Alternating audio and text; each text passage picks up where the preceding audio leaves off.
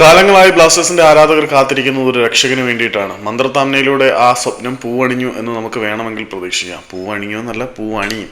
Bengaluru F സിയുടെ CEO ആയിരുന്ന ഇപ്പം നോർത്ത് ഈസ്റ്റ് യുണൈറ്റഡിന്റെ സിഇഒ ആയ മന്ത്രത്താംനെ കേരള ബ്ലാസ്റ്റേഴ്സിന്റെ സിഇഒ ആയി വരാനുള്ള ചർച്ചകൾ സജീവമാണ് എന്നാണ് അണിയറയിൽ നിന്നും പുറത്തേക്ക് വരുന്ന റിപ്പോർട്ടുകൾ. പക്ഷേ ഇവിടെ ഒരു പ്രശ്നം ഉണ്ടല്ലോ സാറേ എന്ന് പറയുന്നത് പോലെ, മന്ത്രത്താംനെ ഇവിടെ വരികയാണെങ്കിൽ നല്ലതായിരിക്കും. ഇപ്പോഴത്തെ ബ്ലാസ്റ്റേഴ്സ് പരിശീലകനായിട്ടുള്ള ആഷ്ലി വെസ്വുഡുമായിട്ട് അദ്ദേഹം ബംഗളൂരു എഫ് സിയിലായിരിക്കുന്ന സമയം മുതൽ തന്നെ നല്ല ബന്ധമാണ്. ബംഗളൂരുവിൻ്റെയും നോർത്ത് ഈസ്റ്റിൻ്റെയൊക്കെ തലവര തിരുത്തി എഴുതിയ പരിശീലകൻ അല്ല, ചീഫ് എക്സിക്യൂട്ടീവ് ഓഫീസറാണ് മന്ത്രത്താംനെ എന്ന് പറയേണ്ടി വരും. കാരണം 2013 മുതൽ 2023 വരെയുള്ള 10 വർഷ കാലയളവിനുള്ളിൽ നവാഗതരായിട്ടുള്ള ബംഗളൂരു എഫ് സി ഇന്ത്യൻ ഫുട്ബോളിൽ ഉണ്ടാക്കിയ നേട്ടങ്ങളെക്കുറിച്ച് നമുക്കറിയാം.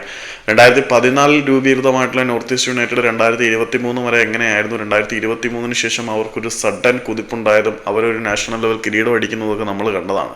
2023 ബംഗളൂരു വിട്ടിറങ്ങിയ മന്ത്രത്താംനെ അവരുടെ സിഇഒ ആയതിനു ശേഷമാണ് അവരുടെ നിലവിലെ പരിശീലകനായിട്ടുള്ള യുവാൻ പെഡ്രോ ബനലിയും പിന്നീട് മികച്ച താരങ്ങളെയൊക്കെ കൊണ്ടുവന്ന് ഇതുവരെയുള്ള മൊമെന്റത്തിൽ നിന്നും വളരെ വലിയൊരു ആക്സലറേറ്റഡ് ഷിഫ്റ്റ് നോർത്ത് ഈസ്റ്റ് യുണൈറ്റഡിന്റെ കാര്യത്തിൽ ഉണ്ടായത്.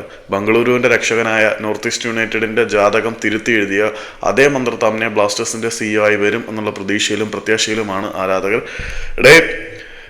അഭിക് ചാറ്റർജിയെ പോലെ ഒരു യോഗ്യതയില്ലാത്തവനല്ല മന്ത്രത്താംനെ. ഇന്ത്യൻ ഫുട്ബോളിൽ തഴക്കവും പഴക്കവും വന്നിട്ടുള്ള ഒരു ചീഫ് എക്സിക്യൂട്ടീവ് ഓഫീസർ തന്നെയാണ്. പുള്ളി വന്നു കഴിഞ്ഞാൽ ഇവിടെ കാര്യമായിട്ടുള്ള മാറ്റങ്ങളുണ്ടാകും. മന്ത്രത്താംനെ പോലെ ഒരു സിഇഒ ഇവിടെ വന്നു കഴിഞ്ഞാൽ ബ്ലാസ്റ്റേഴ്സിലുണ്ടാകാൻ പോകുന്ന മാറ്റങ്ങൾ ഒരുപാട് വലുതായിരിക്കും എന്ന